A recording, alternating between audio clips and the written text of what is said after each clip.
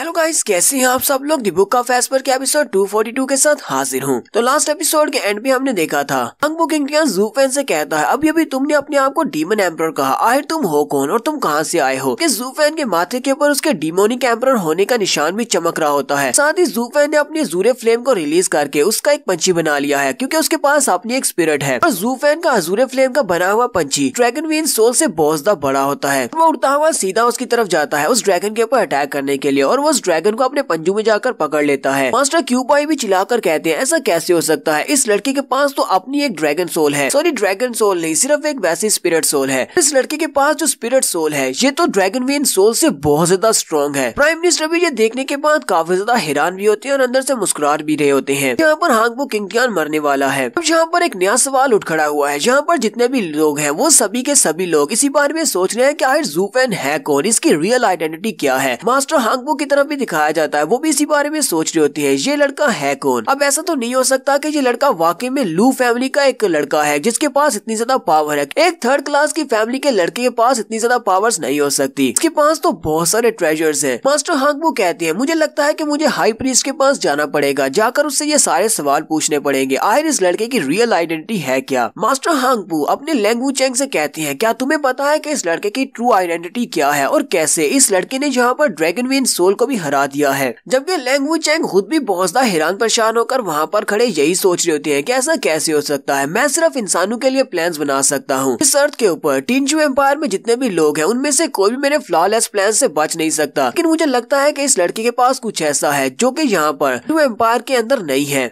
ऐसा तो नहीं कि हमारे हंग बू किंगटियान की तरह ही ज़ू फैन को भी हीवेंस ने चुना है एक एम्परर बनने के लिए, या फिर ऐसा है कि ज़ू फैन यहाँ का है ही नहीं, वो किसी और जगह से यहाँ पर आया है और वो पहले से उसके पास एक किंग की पोजीशन है। लेकिन ऐसा कैसे हो सकता है, क्या वाकई में हमारे यहाँ पर टिंजू एम्पायर के अलावा और भी दुनियाएं हैं जहाँ से ये यहाँ पर आ सकता है, क्या वाकई में हीवेंस एग्जिस्ट करती है। नेक्स्ट सीन फिर से अंदर का दिखाया जाता है। ज़ू फैन हंग बू किंगटियान से कहता है तुम्हें इस बारे में जानने की जरूरत नहीं है कि मैं कौन हूँ और कहाँ से आया हूँ, तुम्हें सिर्फ एक बात जानने की जरूरत है। और ज़ू फैन उसके काफी करीब जाकर उसे कहता है कि मेरे साथ पंगा लेने का मतलब ये है तुम्हें इतनी ज्यादा बुरी मौत मिलेगी जिसके बारे में तुमने कभी सोचा भी नहीं होगा। और साथ ही ज़ू फैन अपने हाथ को आगे बढ़ाते हुए हंग बू किंगटियान को उसके गले से पकड़ लेता है। उसके गले को इतने जोर से दबा रहा होता है कि उस बेचारे की आंखें भी बाहर आना शुरू हो जाती हैं। जैसे ज़ू फैन उसको उसके गले से पकड़ता है उसी वक्त उसकी बॉडी के अंदर से जो येलो कलर की एनर्जी होती है वो निकलकर ज़ू फैन की बॉडी को कवर कर लेती है। यानी कि ज़ू फैन उसकी बॉडी के अंदर से वो सारी एनर्जी अपनी बॉडी में एब्जॉर्ब कर रहा है। तो जैसे ज़ू फैन उसकी बॉडी के अंदर से उस गोल्डन एनर्जी को अपनी बॉडी में एब्जॉर्ब करता है उसी वक्त उसका एनर्जी से बना हुआ बड़ा पंछी ड्रैगन वेन सोल को भी छोड़ देता है और वो ड्रैगन वेन सोल बड़ी स्पीड से उड़ती हुई आती है और सीधी आकर ज़ू फैन के सर के अंदर घुस जाती है क्योंकि अब ये ड्रैगन वेन सोल अब ज़ू फैन की हो चुकी है। ज़ू फैन ने उसे सरेंडर करने पर मजबूर कर दिया है। जैसे ही वो ज़ू फैन की बॉडी में जाती है ज़ू फैन की पूरी बॉडी चमकना शुरू हो जाती है। फिर साथ ही ज़ू फैन के अज़ूरे फ्लेम्स का वो पंछी वो भी वापस से ज़ू फैन की बॉडी में आ जाता है और जैसे ही ज़ू फैन के पास ये एनर्जी आती है वहाँ पर एक जबरदस्त एनर्जी सर्ज निकलता है। ज़ू फैन ने यहाँ पर ड्रैगन वेन सोल को कंट्रोल कर लिया है जिसको पहले हंग बू किंगटियान कंट्रोल कर रहा था, अब वो ज़ू फैन की हो चुकी है। और वहाँ पर इतनी ज्यादा एनर्जी निकलती है कि वो सारी एनर्जी ड्रैगन क्लाउड सिटी में भी देखी जाती है और ये सभी लोग जो देखकर बहुत ज्यादा हैरान हो जाते हैं। मास्टर हंग बू कहते हैं ये तो रॉयल ट्रांसफर है, इसका मतलब दुनिया चेंज होने वाली है। हंग बू किंगटियान जो कि वहाँ पर जख्मी हालत में नीचे गिरा पड़ा होता है वो कहता है ज़ू फैन ऐसा कैसे हो सकता है, तुम्हारे पास किंगली क्वालिफिकेशंस कैसे हो सकती है, तुम यहाँ पर एक एम्परर बनने के लायक नहीं हो बल्कि मैं एम्परर बनने के लायक हूँ, मुझे हीवेंस ने अपने लिए एक एम्परर बनने के लिए चुना है। भविष्यवाणी चेंज कैसे हो सकती है, पूरे टिंजू पर मुझे राज करना था तुम्हें नहीं, मेरी ड्रैगन सोल को मुझे वापस दो,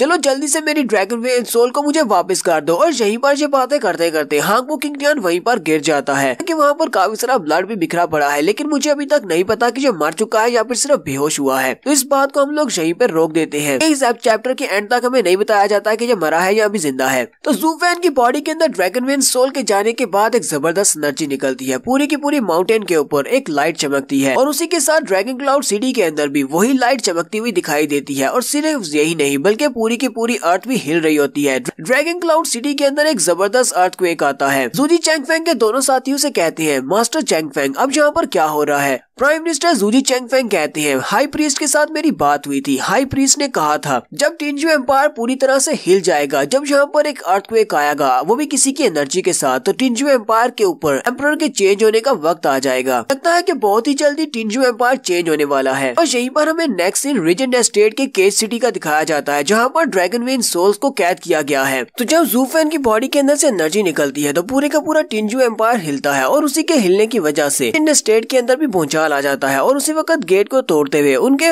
वेलनेबल एल्डर बाहर निकलते हैं और वो बाहर निकलकर चिल्लाकर अपने एल्डर से कहते हैं, आज यहाँ पर हो क्या रहा है, क्या कोई मुझे बताएगा जहाँ पर क्या चल रहा है। उनके सामने जो बंदा होता है वो कहता है, हाई वेनरेबल, यहाँ पर कुछ बहुत ही बुरा हुआ है। भूचाल आने की वजह से हमारे पास जो ड्रैगन विन सोल्स हैं वो बहुत ज्यादा रिबेल कर रही हैं। हाई वेनरेबल चिल्लाकर उसे कहते हैं, लेकिन ऐसा कैसे हो सकता है, हम लोगों ने पिछले 1000 साल से इन ड्रैगन विन सोल्स की रक्षा की है और कभी भी इनको इस तरह बिहेव नहीं करने दिया, फिर अचानक से ये रिबेल क्यों कर रही है। यहाँ पर टोटल 9 ड्रैगन सोल्स को कैद किया गया है, उनमें से एक ड्रैगन सोल को हमारे यंग मास्टर हांगपो किंगटियान ने अपने लिए डिफाइन किया था, जबकि बाकी की 8 वहीं पर शांत हैं। सामने वाला एल्डर उनसे कहता, हाई वेनरेबल, हमें इस बारे में नहीं पता नहीं क्यों, पर बाकी की जो 8 वहाँ पर सील थी वो सारी की सारी एक दूसरे के साथ फाइट कर रही है और सील के ऊपर अटैक कर रही है और बहुत ही जल्दी वो सील को तोड़कर बाहर निकल आएंगी। यहाँ तक कि उनके रिबेल करने की वजह से बाहर बहुत ज्यादा शॉक वेव्स निकल रही है, जिसकी वजह से हमारे बहुत सारे बोन टैम्परिंग ड्राम के एक्सपर्ट्स मारे गए हैं। अब हमें क्या करना है, हम लोग ज्यादा देर तक उनको नहीं रोक पाएंगे। हाई वेनरेबल चिल्लाकर उसे कहते हैं, चलो जल्दी से जाओ और रीजेंट स्टेट में जितने भी वेनरेबल्स हैं उन सभी को बुला रहा हूँ, जितने भी एल्डर्स हैं और जितने भी ऑफिशियल एल्डर्स हैं उन सभी को भी बुला लेना। जो लोग कल्टीवेशन के लिए रिट्रीट पर गए हुए हैं उन सभी को भी वापस बुला लो, क्योंकि अगर ये ड्रैगन सोल्स वापस बाहर निकल आती हैं तो पूरे के पूरे रीजेंट स्टेट को बर्बाद कर देंगी। और साथ ही हाई वेनरेबल जल्दी से उड़ते हुए ड्रैगन विन सोल की लोकेशन की तरफ चले जाते हैं और साथ ही सोच रहे होते हैं, ऐसा कैसे हो सकता है, पिछले 1000 साल से तो उन्होंने ऐसा कुछ भी नहीं किया।